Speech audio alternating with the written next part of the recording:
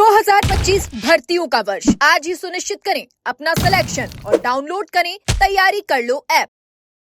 राजस्थान में पिछले 4 सालों से एक ऐसी भर्ती है जो लगातार विवादों में रही है। जिस दिन परीक्षा का आयोजन हुआ था उस दिन से ही विवादों में आई ये भर्ती अभी भी लगातार सुर्खियां बटोर रही है। जी हां, हम बात कर रहे हैं एसआई भर्ती 2021 की। जिस दिन परीक्षा का आयोजन हुआ था उस दिन परीक्षा केंद्रों से ओमार शीट का सोशल मीडिया पर वायरल होना, उसके बाद लगातार इस भर्ती को लेकर कई आरोप लगना, किरोड़ीलाल मीणा इस भर्ती को रद्द करवाने की मांग को लेकर सड़कों पर संघर्ष करते हुए नजर आए, तो वहीं इलेक्शन के अंदर बीजेपी भी कहीं ना कहीं एसआई भर्ती को मुद्दा बनाकर युवाओं को साधने की कोशिश करती रही और सरकार बदली और सरकार बदलते ही एसआईटी का गठन हुआ। उसके बाद से ही लगातार इस भर्ती में कई बड़े खुलासे हुए, कई बड़ी गिरफ्तारियां हुई, डमी अभ्यर्थियों को पकड़ा गया, पेपर लीक माफियाओं को गिरफ्तार किया गया, आरपीएससी के पूर्व सदस्य रामूराम रायका और बाबूलाल कटारा की गिरफ्तारी भी कहीं ना कहीं इस भर्ती पर बड़े सवाल खड़े करती, जिसके बाद युवाओं को भरोसा हुआ कि यह भर्ती रद्द हो जाएगी। लेकिन उसके बाद कुछ ऐसा हुआ कि युवाओं का इंतजार लगातार लंबा ही होता गया। पिछली बार जब इस भर्ती पर सुनवाई हुई थी तो वह था मई का अंतिम सप्ताह। उस दौरान सरकार ने फिर से हाईकोर्ट से इस भर्ती पर फैसला लेने के लिए समय मांगा और हाईकोर्ट ने कड़े शब्दों में निर्देश देते हुए कहा कि 1 जुलाई को जब इस भर्ती पर सुनवाई होगी उस दौरान सरकार को अपनी रिपोर्ट सौंपनी होगी।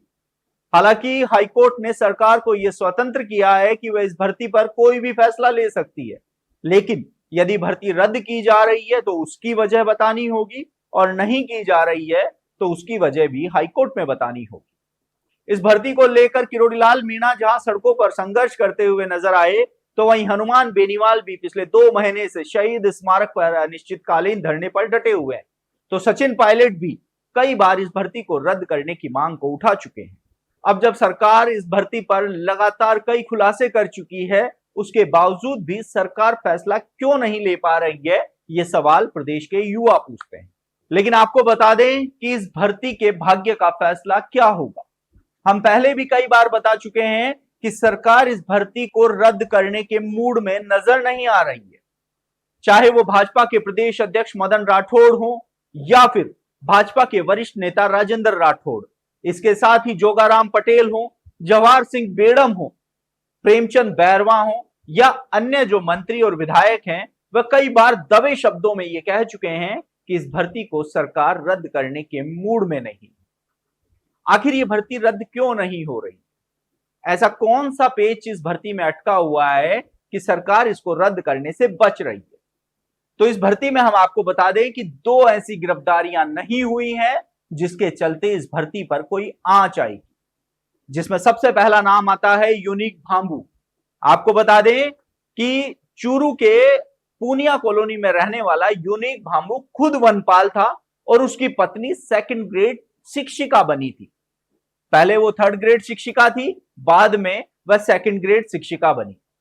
यूनिक भांबू का नाम इस भर्ती से लगातार जुड़ा हुआ रहा है और बताया यह जा रहा है कि चूरू की पूनिया कॉलोनी से 6 जो स्टूडेंट थे उनका एसआई में चयन हुआ था।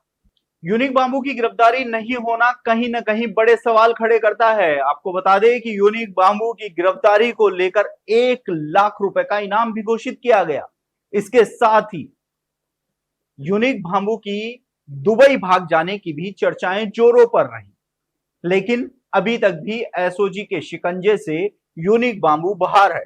यदि यूनिक बाबू की गिरफ्तारी होती है तो कहीं ना कहीं एसआई भर्ती मामले पर एसओजी की यह सबसे बड़ी कामयाबी मानी जा सकती है, लेकिन यूनिक बाबू की गिरफ्तारी नहीं होना इस एसआई मामले को सबसे बड़ा कमजोर करता है। अब दूसरा नाम है सुरेश ढाका। आपको बता दें कि पिछले दिनों एक चर्चाओं का बाजार गर्म था कि सुरेश ढाका को गिरफ्तार कर लिया गया है।